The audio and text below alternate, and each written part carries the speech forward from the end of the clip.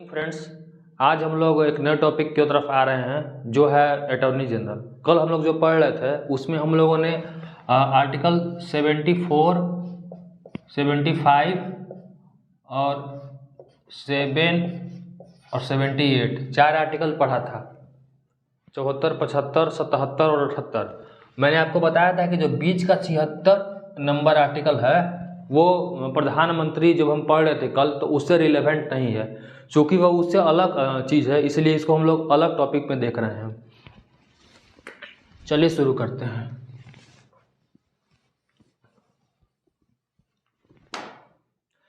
जो आर्टिकल 76 है महान्यायवादी यानी कि अटॉर्नी जनरल का पोस्ट काफ़ी महत्वपूर्ण पोस्ट है और इससे एक सवाल आना साल भर के किसी न किसी पेपर में तय होता है। काफ़ी छोटा टॉपिक है लेकिन बहुत ही इंपॉर्टेंट टॉपिक है। आप इसको ध्यान से देखिए, 5 से 10 मिनट में आपका सारा कॉन्सेप्ट क्लियर हो जाएगा और 1 नंबर आपको दिला के जाएगा।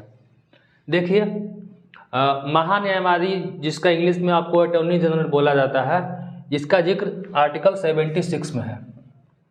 ये कौन सा पोस्ट है? एक तरह का पोस्ट है। ये कौन सा पोस्ट है?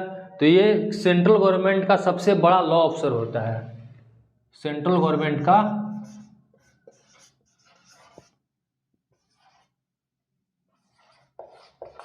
गवर्नमेंट का लॉ ऑफिसर।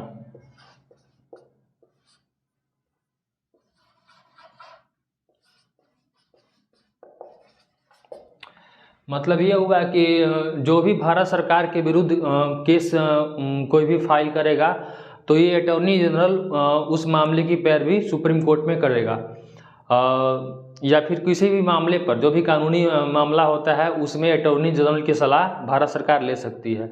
इस चलते ये पोस्ट बनाया गया है महान्यायवादी। अब महान्यायवादी के अलावा सॉलिसिटर जनरल भी होते हैं। सॉलिसिटर जनरल क्या करते हैं? तो जो महान्यायवादी का काम है वही काम सॉलिसिटर जनरल का भी है, लेकिन वो इनको असिस्ट करते हैं। इनसे ये जूनियर होते हैं। सॉलिसिटर जनरल के अलावा एक एडिशनल सॉलिसिटर जनरल का भी पोस्ट है। अब ध्यान रखिएगा कि ये भी इनको असिस्ट करते हैं। तो इसी तरह से ये टोटल 1 हुए।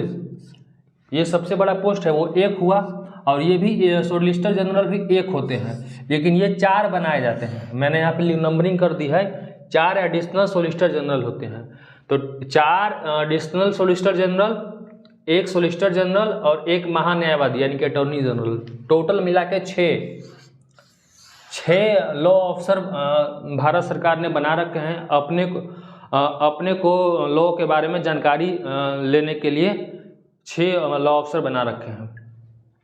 सुप्रीम कोर्ट में भारत सरकार का पक्ष यही लोग रखते हैं।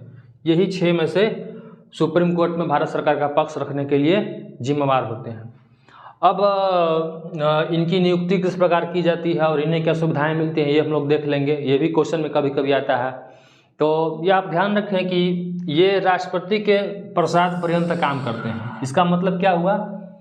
इंग्लिश में इसका मतलब होता है कि to the pleasure of president. जब तक राष्ट्रपति का मन है तब तक ये काम करते हैं। इनका कोई फिक्स टेन्योर नहीं होता। जैसे प्रधानमंत्री का 5 साल का कार्यकाल होता है, उसी तरह से इनका कोई फिक्स कार्यकाल नहीं होता। जब तक राष्ट्रपति इनको अपने पद पर बनाए रखेंगे ये काम करेंगे, जब मन तब इनको हटाया जा सकता है। एक बार बना देने के बाद फिक्स टेन्योर हो नहीं जाता।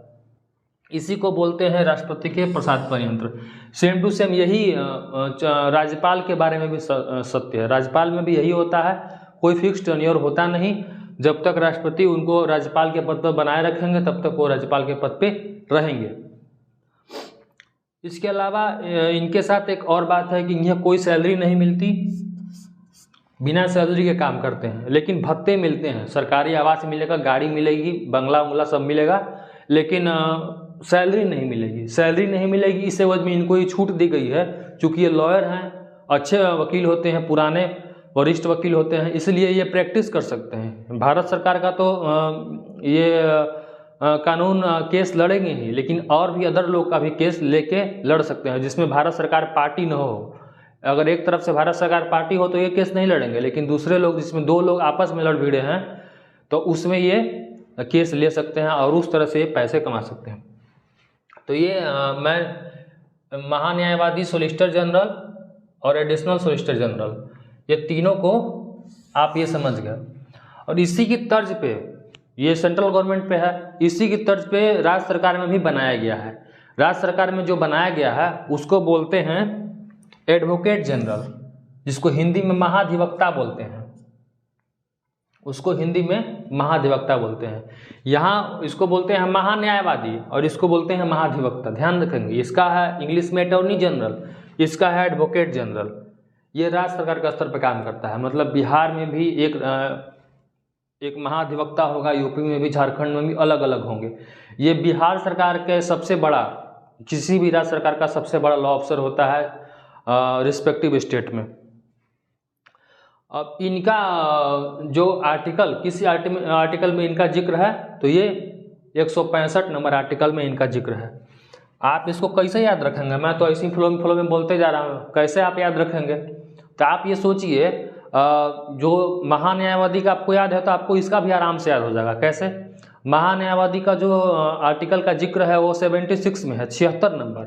तो 76 को जोड़िएगा आपस में तो हो जाएगा 13, ये हो जाएगा 13। तो अब चूंकि सेंट्रल गवर्नमेंट से राज्य सरकार का पावर कम ही रहता है, तो ये आप इसके अंकों को जोड़िए, 6 5 11 और 1 12, तो 13 से 12 कम है। इस तरह से आपको ये अंदाज मिल जाएगा कि कौन सा आर्टिकल आपको इसमें रखना है। 165 नंबर आर्टिकल अनुच्छेद जो है वो महाधिवक्ता के बारे में बताता है। ये राज्य सरकार का सबसे बड़ा न्याय पदाधिकारी होता है। योग्यता के बारे में हम लोग डिस्कस कर लेते हैं। इनकी योग्यता जो होती है हाई कोर्ट के जज के बराबर, हाई कोर्ट के जज के बराबर इनकी योग्यता होती है। इनकी योग्यता, महान्यायवादी की योग्यता सुप्रीम कोर्ट के जज के बराबर होती है। जो सोलिसिटर जनरल होते हैं उनकी योग्यता भी हाई कोर्ट के जज के बराबर, और जो एडिशनल सोलिसिटर जनरल होते हैं उनकी योग्यता डिस्ट्रिक्ट कोर्ट के जज के बराबर होती है। तो ये आपने योग्यता देख लिया। और उसके अलावा आर्टिकल 88 में ये भी लिखा हुआ है कि इनको संसद में बोलना अलाउ है। संसद में महान्यायवादी अटॉर्नी जनरल बोल सकते हैं, लेकिन इनको वोटिंग करने का राइट नहीं है। देखिए, आपको पता होगा कि हम लोग जो चुनाव में वोट करते हैं उसके अलावा संसद में भी वोटिंग होती है। जब अध्यादेश आता है तो उसके पक्ष विपक्ष में मतदान होता है, तो वहाँ पे ये वोट नहीं कर सकते, वहाँ पर ये वोट नहीं कर सकते, लेकिन वहाँ पर बोल सकते हैं। बोलने से मतदान का रेशियो प्रभावित होता है, तर्क वितर्क कर सकते हैं। महान्यायवादी अटॉर्नी जनरल वोटिंग नहीं कर सकते, ये आप ध्यान रखिएगा। ये कहाँ लिखा हुआ है? ये अनुच्छेद 88 में लिखा हुआ है। तो हम लोगों के लिए आज का सबसे जो इम्पोर्टेंट अनुच्छेद है वो कौन कौन सा हुआ? 76, जिसमें महान्यायवादी का जिक्र है। उसके बाद 88, जिसमें ये कहा गया है कि संसद में बोल सकते हैं लेकिन वोट नहीं दे सकते। 76 और 88, और 88 के बाद 165, ये दोनों को जोड़ने पर 13 हुआ। ये तीनों को जोड़ने पर 12 आ रहा है, 6 5 11 1 12, यानी कि 165 जो है राज्य सरकार में महाधिवक्ता के बारे में बताता है। मैं आपको जब ये संघ का टॉपिक खत्म हो जाएगा तो जब राज्य सरकार के टॉपिक पर आऊँगा तो आपको ये पता चलेगा कि 151 तक ही संघ का टॉपिक खत्म हो जाता है। तो चूंकि 165 है तो ये राज्य सरकार के टॉपिक में ही आया, तो उसमें एडवोकेट जनरल यानी कि महाधिवक्ता का जिक्र है। तो इस तरह से ये बहुत ही कम समय में आज का टॉपिक आपका समाप्त होता है। याद रखिएगा, फिर से बता देता हूँ, 76, 88 और 165 तीन अनुच्छेद आपको रट जाना है। इससे सवाल एक न एक सवाल जरूर आएगा। कमेंट में ये बताइए कि अभी फिलहाल में भारत के महान्यायवादी यानी कि अटॉर्नी जनरल कौन है। इतना काम आप कर सकते हैं, गूगल बाबा से पूछ के बता दीजिए। धन्यवाद।